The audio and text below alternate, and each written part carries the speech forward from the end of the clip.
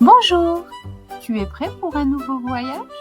Alors ferme doucement les yeux et laisse-toi porter.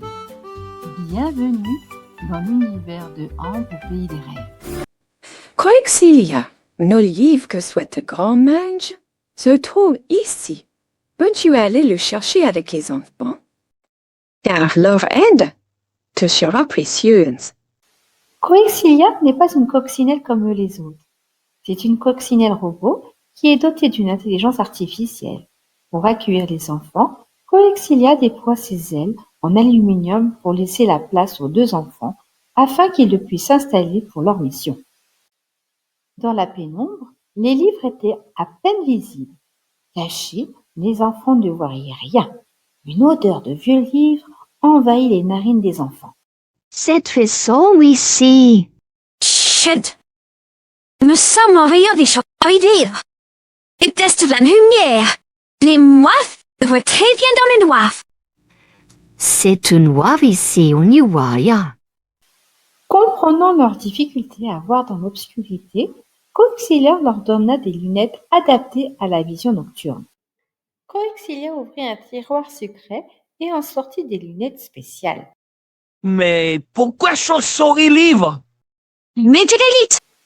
En mettant leurs lunettes, ils virent des livres suspendus par leurs pattes comme des chauves-souris. Le spectacle était merveilleux. Ils ont même eu de la chance de voir un des livres se déplacer en volant pour s'installer aux côtés d'autres livres suspendus.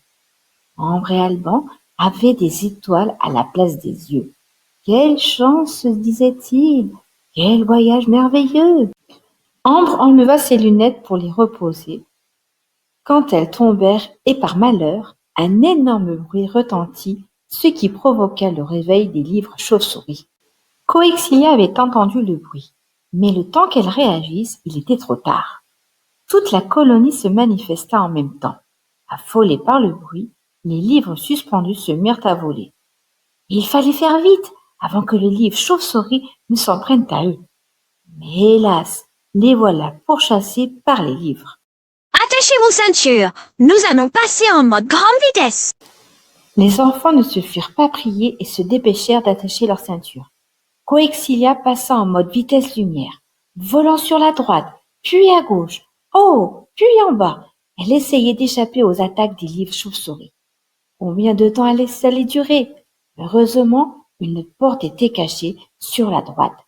Coexilia prononça quelques mots. César, ouvre-toi. Et hop, la porte s'ouvrit, arrivée au rayon des livres endormis. Coexilia s'arrêta. Je suis désolée. Je ne voulais pas faire tomber les lunettes. Pas d'inquiétude. Cela a dû nous retarder. Non, contraire, nous sommes arrivés. Me livre dont grand majeur besoin se trouve ici. Mais pourquoi ces noms? Nous les appelons ainsi car ce sont des livres très puissants. Nous devons les endormir. Seuls, mes hauts conseils peuvent les utiliser. Stella et moi, nous sommes les gardiennes de ces livres. Nous les protégeons. Coexilia se dirigea vers un petit trou dans le mur et appuya sur un bouton caché. Mimi, es-tu là? Quelques secondes plus tard, une jolie petite souris verte apparut à l'entrée du trou. Oh, mais c'est une souris verte, comme dans la chanson. Je ne suis pas la souris verte, mais ma couleur aspire beaucoup. Bonjour, Coexilia. Que puis-je pour toi? Bonjour, Mimi. Peux-tu apporter le livre sur le secret de l'univers? C'est pour grand mage. La souris invita les deux enfants et Coexilia à rentrer dans la maison. La maison se trouvait dans le bas du mur de la bibliothèque. Elle était très colorée, avec des petites fleurs en papier en guise de toit, la porte en gâteau de petits bœufs. Alban se léchait les papilles, il n'avait qu'une envie, la manger. Ne mange pas ma tarte. Alban rougit et se garda bien de la manger. Ambre sourit. La maison de Mimi était toute petite, avec des meubles minuscules, une table basse, des chaises pour fourmis et un escalier qui ressemblait à un escalier de poupée. Mimi monta l'escalier, puis, quelques instants plus tard, redescend avec un tout petit livre, pas plus gros qu'une épingle. la donne à Coexilia qui actionne un petit tiroir dans son cou et Mimi y dépose le livre. J'ai préparé de la bouillie de blé. Je le me David avant votre arrivée. Vous voulez manger avec moi? Ambre et Albon font une grimace, heureusement pour eux, car Coexilia lui répondit. Je te remercie, Mimi, mais nous sommes attendus. Quelle fois quand nous aurons le temps?